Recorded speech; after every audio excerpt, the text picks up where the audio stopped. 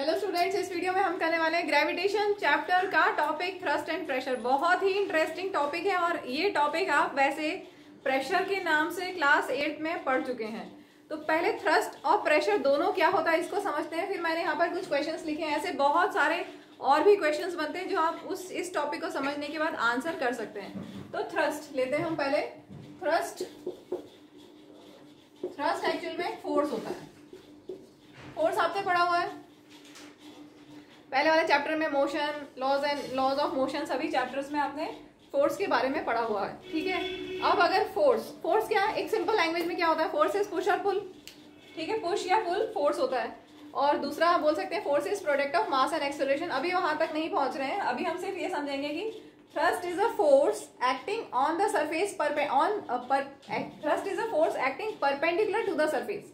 अगर किसी भी सरफेस के ऊपर, कोई भी एक सरफेस है, उसके ऊपर फोर्स हम लगाएं perpendicular, then that is known as thrust. ठीक है, तो thrust is a force that acts perpendicular to the surface. ठीक है, फोर्स कैसे भी लग सकता है ना, फोर्स हो सकता है ऐसा लगे, फोर्स हो सकता है ऐसा लगे, लेकिन जो फोर्स परपेंडिकुलर लगेगा that is known as thrust. अगर फोर्स ऐसे ओब्लिकली लग रहा है तो उसका हम परपेंडिकुलर कंपोनेंट निकाल सकते हैं। अगर फोर्स इस डायरेक्शन में लग रहा है तो भी उसका हम परपेंडिकुलर कंपोनेंट निकाल सकते हैं। तो जो परपेंडिकुलर कंपोनेंट होगा वो वही that is known as thrust. ठीक है, तो थ्रस्ट क्या है, force that acts perpendicular to the surface. इसके बाद दूसरा टर्म है प्रेशर। प्रेशर को आपने बहुत बार पहले पढ़ा हुआ है, force per unit area. Pressure is defined as force acting per unit area, मतलब यूनिट एरिया के सरफेस पे। जैसे सपोज आपके पास एक यूनिट एरिया का क्यूब है, क्यूब का एक फेस यूनिट एरिया का मतलब 1 सेंटीमीटर का एरिया हो, या 1 मीटर का एरिया हो, या 1 किलोमीटर एरिया नहीं, सॉरी, उसकी साइड 1 सेंटीमीटर हो, उस स्क्वायर की साइड 1 सेंटीमीटर हो, या 1 मीटर हो, या 1 किलोमीटर हो, कुछ भी यूनिट एरिया। अगर इससे हम एरिया क्या निकालेंगे, इसका एरिया क्या होगा, इस स्क्वायर का area 1 centimetre into 1 centimetre means 1 centimetre square, तो यूनिट एरिया हुआ, यूनिट मीन्स 1। इसका अगर आप एरिया निकालेंगे तो क्या आएगा, 1 metre into 1 metre that is 1 metre square, तो ये यूनिट एरिया हो गया। ठीक है, तो प्रेशर क्या होता है, force acting per unit area is pressure. अब प्रेशर की यूनिट क्या होगी, अगर फोर्स की यूनिट क्या होती है, न्यूटन, और एरिया की यूनिट होती है मीटर स्क्वायर, तो प्रेशर की यूनिट हो गई newton per metre square and that is also known as pascal. तो ये तो हो गई यूनिट के बारे में। ठीक है, क्लियर हो गया। तो प्रेशर और थ्रस्ट समझ में आ गया। अब हम इनको एग्जाम्पल के साथ, बहुत सारे एग्जाम्पल के साथ एक एक करके समझते हैं। फर्स्ट क्वेश्चन मैंने लिया है, why school bags have wide straps. अगर मान लो कि वाइड नहीं है, सपोज स्कूल बैग का जो स्ट्रैप है वो वाइड नहीं है, एक तो आप स्ट्रैप ऐसा ले लो और दूसरा स्ट्रैप ऐसा ले लो। ठीक है, तो किसका एरिया कम है, वाइड स्ट्रैप का या थिन स्ट्रैप का। इसका थिन स्ट्रैप का एरिया कम है, थिन स्ट्रैप का एरिया कम है, तो क्या होगा, इस रिलेशन से pressure is force per unit area, लिखने की जगह नहीं बची, यहां लिखती हूँ, pressure is force per unit area. अगर आप प्रेशर और एरिया को कंपेयर करेंगे, तो pressure is inversely proportional to area. अगर आपने फोर्स कांस्टेंट रखा है तो pressure is inversely proportional to area, that means अगर एरिया कम होगा तो प्रेशर ज्यादा एंड वाइस वर्सा। ठीक है, अगर एरिया कम तो प्रेशर ज्यादा। ठीक है, तो अब हम समझेंगे, अगर हमने थिन स्ट्रैप लिया है, स्कूल बैग में थिन स्ट्रैप है तो एरिया कम होगा तो प्रेशर ज्यादा लगेगा, मतलब आपको शोल्डर पे ज्यादा हर्ट होगा। क्लियर। ठीक है, तो इसलिए वाइड स्ट्रैप्स होते हैं। वाइड स्ट्रैप्स होने से क्या बेनिफिट होगा, एरिया ज्यादा होगा। वाइड स्ट्रैप्स मतलब एरिया मोर। अगर एरिया ज्यादा है तो प्रेशर कम। ठीक है, तो यहाँ पे हम क्या लिख सकते हैं, बहुत ही बिल्कुल शॉर्ट में मैं लिख रही हूँ, वाइड स्ट्रैप्स से क्या बेनिफिट मिलेगा आपको, एरिया मोर। अगर एरिया मोर मीन्स प्रेशर लेस, और प्रेशर लेस तो आप हर्ट नहीं होगा, शोल्डर पे आपको हर्ट नहीं होगा। क्लियर हो गया। तो प्रेशर और एरिया में क्या रिलेशन है, दे आर इनवर्सली प्रोपोर्शनल। इसी कंसेप्ट को यूज करते हुए हम आगे देखते हैं, why a sharp knife cuts better than a blunt knife. अगर आपके पास एक शार्प नाइफ है और एक ब्लंट नाइफ है, तो किससे हम ज्यादा इजीली कट कर सकते हैं? किससे ज्यादा इजीली कट कर सकते हैं?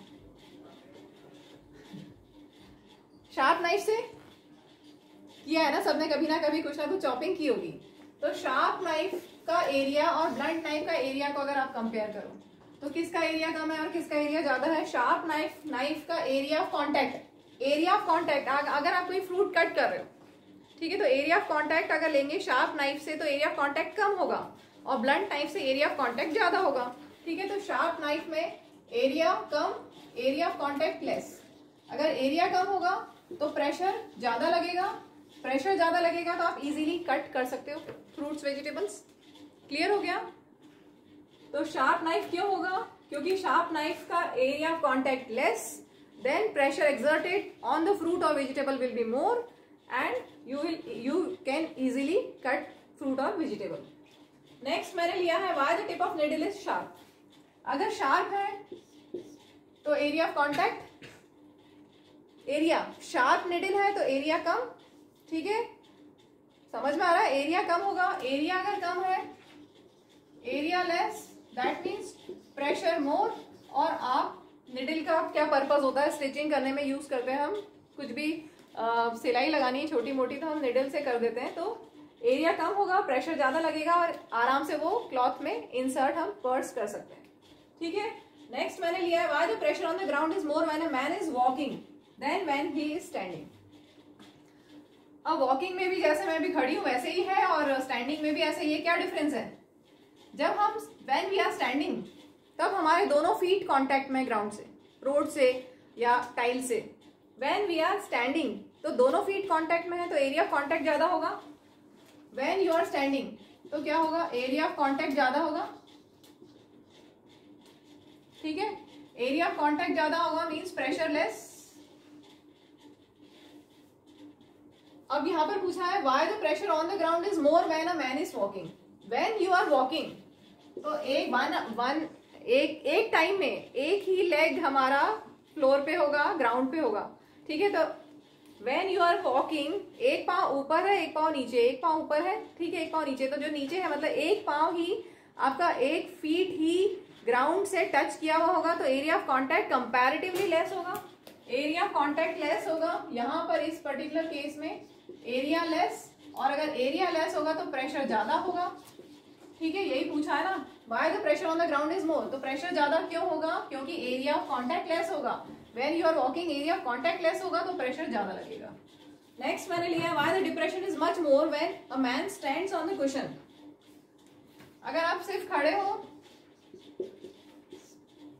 तो कैसा प्रेशर लगेगा, और अगर आप व्हेन ही लाइज डाउन, अगर आप लेट गए हो तो प्रेशर कैसा लगेगा कुशन पे।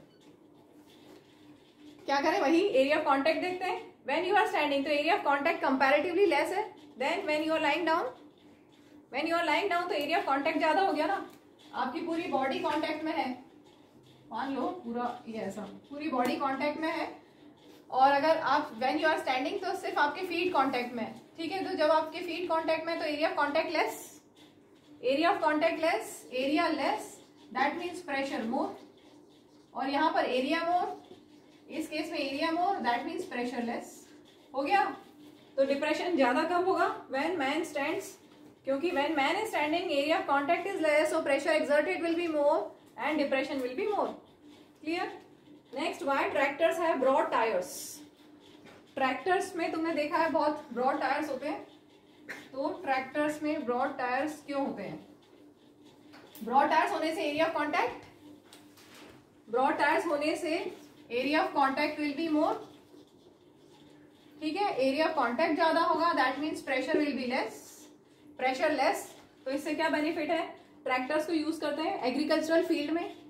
ठीक है, तो एग्रीकल्चर फील्ड में अगर जो फील्ड है वो थोड़ी सी, अगर वहां पर पानी है, मिट्टी गीली है तो सिंक नहीं होगा, धंसेगा नहीं अंदर, सिंक नहीं होगा, इसलिए ब्रॉड टायर्स होते हैं। समझ में आ गया? ताकि एरिया ऑफ कांटेक्ट ज्यादा होगा, एरिया ऑफ कांटेक्ट ज्यादा होगा तो प्रेशर कम लगेगा, प्रेशर कम लगेगा दैट मीन्स वो सिंक नहीं होगा ग्राउंड पे। नेक्स्ट, सेम ऐसे ही, अच्छा और भी बहुत सारे होते हैं इसलिए मैंने सारे नहीं लिखे, पॉसिबल नहीं है सारे लिखना, ऐसे एक्सप्लेन कर देती हूँ। कैमल, कैमल के ब्रॉड फीट होते हैं, कैमल शेप ऑफ डेजर्ट पढ़ा है आपने, तो ब्रॉड फीट क्यों होते हैं? ब्रॉड फीट होने से वही concept, broad feet means area of contact ज्यादा, एरिया ऑफ कांटेक्ट ज्यादा तो प्रेशर कम, और उसके फीट सिंक नहीं होंगे, धसेंगे नहीं सैंड पे। ठीक है, इसके बाद आर्मी टैंक की बात करें। आर्मी टैंक में कंटिन्यूस चेन होती है, देखा होगा कभी आर्मी टैंक, जैसे हमारे कार के टायर्स होते हैं तो कंटिन्यूस नहीं है ना, एक कार का टायर इधर, एक कार का टायर इधर, तो एरिया ऑफ कांटेक्ट कम होगा, प्रेशर ज्यादा लगेगा। लेकिन आर्मी टैंक होता है उसमें कंटिन्यूस चेन होती है, कंटिन्यूस चेन होने से क्या होगा, एरिया कांटेक्ट ज्यादा होगा, एरिया कांटेक्ट ज्यादा होगा, प्रेशर कम लगेगा, and it will not sink into the ground, क्योंकि वो उसको हर तरह के रास्ते पे जाना होता है। इसके बाद मैंने एक और एग्जांपल लिया है, फ्लैट शूज या पेंसिल हिल्स। कौन ज्यादा सिंक होगा? जिसका एरिया ऑफ कांटेक्ट, अच्छा आप समझते हैं step by step. Flat shoes है तो क्या होगा, फ्लैट शूज का area more, area of contact more, flat shoes है तो एरिया ऑफ कांटेक्ट मोर, तो प्रेशर कम लगेगा और सिंक नहीं होंगे ग्राउंड पे। और अगर पेंसिल हील है, पेंसिल हील है तो एरिया ऑफ कांटेक्ट बहुत कम होगा, एरिया ऑफ कांटेक्ट कम होगा तो प्रेशर ज्यादा लगेगा और वो सिंक हो जाएगी सैंड में, तो वो धसी जाएगी, आप आगे बढ़ ही नहीं पाओगे। क्लियर हो गया? चलिए अब हम इसको बुक से समझते हैं। Thrust and pressure topic, page number 138। Have you ever wondered why a camel can run easily in desert? बता दिया अभी, क्योंकि ब्रॉड फीट होते हैं, ब्रॉड फीट होते हैं means area of contact is more, area of contact is more than pressure will be less, so it can easily walk on desert, in desert. Next, why an army tank weighing more than 1000 ton rest upon a continuous chain? तो continuous chain होने से क्या होता है, continuous army tank में continuous chain होने से area of contact ज्यादा होता है, प्रेशर कम लगता है, and it will not sink into the ground. Next, why a truck or motor bus has wider tires? Motor बस या ट्रक के बहुत वाइड टायर्स होते हैं, वाइड टायर्स होने से एरिया ऑफ कांटेक्ट ज्यादा, प्रेशर कम, and it will not sink into the on the road. Next, why cutting tools have sharp edges? वही sharp edges means area of contact less, pressure will be more, and we will be easily able to cut the fruit or vegetable. Next, in order to understand these questions and understand the phenomena involved, it helps to introduce the concept of net force in a particular direction, and that net force in a particular direction is thrust. Perpendicular force, net force in a perpendicular direction कौन सा लिया हमने? perpendicular direction. Particular direction कौन सा लिया है? Perpendicular direction. तो force perpendicular, force acting perpendicular to the surface is known as thrust, and force per unit area is pressure. ठीक है, इसके बाद सिचुएशन 1 दी हुई है, you wish to fix a poster on a bulletin board. तो आपके पास क्या है, पिन्स है। अब पिन को कैसे आप यूज करेंगे? You apply a force on the surface of head of the pin. Pin के हेड पे आप फोर्स अप्लाई करेंगे। ये आपका पिन अगर है ऐसा, तो हम पिन के हेड पे फोर्स अप्लाई करेंगे। ठीक है, दिस फोर्स, जब हम पिन के हेड पे ऐसे फोर्स ऐसे अप्लाई कर रहे हैं, तो फोर्स कैसे हमने लगाया? This force is directly perpendicular to the surface area of the board. हम जो फोर्स लगाएंगे वो ऐसे लगाएंगे। अगर आप ऐसे लगाते हो, सपोज ये आपका बोर्ड है, बुलेटिन बोर्ड है, और ये पिन है, तो आप ऐसे लगाओगे ना, उसको ऐसे इंसर्ट करोगे, ऐसे करोगे या ऐसे करोगे? क्या ऐसे नहीं करोगे ना, ऐसे करोगे तो वो अच्छे से नहीं घुसेगा, ऐसे करोगे तब भी अच्छे से नहीं घुसेगा। सबसे ज्यादा फोर्स ऐसे लग पाएगा। अगर परपेंडिकुलर टू द सरफेस लगाओगे तो सबसे ज्यादा फोर्स लगेगा। तो वही बात की गई है, this force is directed perpendicular to the surface area of the board. This force acts on a smaller area at the tip of pin. Pin के टिप से अगर आप करते हैं तो स्मॉल एरिया लगेगा, स्मॉल एरिया ऑफ कॉन्टैक्ट होगा, तो प्रेशर ज्यादा लगेगा और वो आराम से इंसर्ट हो जाएगा बुलेटिन बोर्ड में। क्लियर? सिचुएशन 2 लेते हैं हम। You stand on loose sand. Imagine कर लो, you stand on loose sand. Your feet go deep inside the sand. ठीक? Now lie down on the sand. अब कंपेयर करो, when you are standing and when you are lying down. अभी हमने किया था ये तो। When you are standing, area of contact is less. When you are lying down, area of contact is more. तो अगर एरिया लेस होगा तो प्रेशर ज्यादा लगेगा और आप ज्यादा डिप्रेशन आएगा, your body will go deep into the sand. और अगर आप when you are lying down, तो your body will not go that deep in the sand. Clear हो गया? नेक्स्ट आगे देखेंगे, you have learn that, weight की बात की है, weight is the force acting vertically downwards. ये हम पढ़ चुके हैं, weight is a force acting vertically downwards. ठीक है, वेट एक्चुअल में फोर्स होता है, जो भी फोर्स वर्टिकली डाउनवर्ड लग रहा है दैट इज वेट, एंड इसकी वैल्यू होती है mg। ये पढ़ा है आपने पहले। Here the force is acting perpendicular to the surface of the sand, the force acting on an object perpendicular to the surface. तो जो भी force perpendicular to the surface लगता है, ये लिखा हुआ था पहले, जो भी फोर्स परपेंडिकुलर लगता है that is known as thrust. When you stand on loose sand, the force that is the weight of your body is acting on an area equal to the area of feet. ठीक है, तो ये when you are standing and when you are lying down on the sand, उसी को explain किया हुआ है. When you are standing तो weight is acting on an area equal to area of feet. आपका वेट कहाँ पर लग रहा है? सिर्फ आपके फीट के एरिया तक में वेट लग रहा है. ठीक है, and when you are lying down तो क्या हुआ, वो जो सेम फोर्स है वो किस एरिया पे लग रहा है? पूरा होल बॉडी, क्योंकि आपका जो कॉन्टैक्ट एरिया वो ज़्यादा हो गया. ठीक है, तो when you lie down the same force acts on an area equal to the contact area of your whole body. तो वो ज़्यादा होगा, होल बॉडी का एरिया ऑफ कॉन्टैक्ट ज़्यादा होगा compare to feet. This effects of forces of same magnitude. Same force लग रहा है, मैग्नीट्यूड सेम है, उसका न्यूमेरिकल वैल्यू सेम है, लेकिन एरियाज डिफरेंट है. तो सेम फोर्स है, फोर्स सेम है और एरिया डिफरेंट है. Force same, area different. तो इससे क्या होगा? प्रेशर में वेरिएशन होगा. अगर एरिया कम होगा तो प्रेशर, एरिया कम होगा तो प्रेशर ज़्यादा, और अगर area more than pressure will be less. यही चीज़ें हैं सब. In the above case, thrust is the same. Thrust means force perpendicular to the surface. Force acting perpendicular to the surface वो same है, but effects are different क्योंकि area of contact different है. Thus, therefore, effect of thrust depends on the area on which it acts. The effect of thrust on sand is larger. कब होगा? Larger कब होगा effect? When while standing, then while lying. The thrust on unit area is pressure. तो pressure क्या है? Thrust क्या था? Force था, इसलिए force upon area. So if pressure is thrust पर यूनिट एरिया से भी हमने डिफाइन किया है. फोर्स पर यूनिट एरिया भी बोल सकते हैं और थ्रस्ट पर यूनिट एरिया भी बोल सकते हैं. पर्टिकुलरली थ्रस्ट का मतलब क्या होता है? अगर force perpendicular to the surface लग रहा है तब हम थ्रस्ट टर्म यूज करते हैं. फोर्स तो किसी भी डायरेक्शन में लग सकता है, ओब्लिकली लग सकता है, लेकिन अगर परपेंडिकुलर टू द सरफेस लग रहा है देन दैट इज थ्रस्ट. ठीक है, तो thrust on unit area is called pressure. इसकी यूनिट बता दी मैंने आपको, newton per metre square. In honor of scientist Blaise Pascal, the unit of pressure is Pascal. PA से डिनोट करते हैं हम. बस ये पूरा हो गया. और कुछ पूछना है इसमें?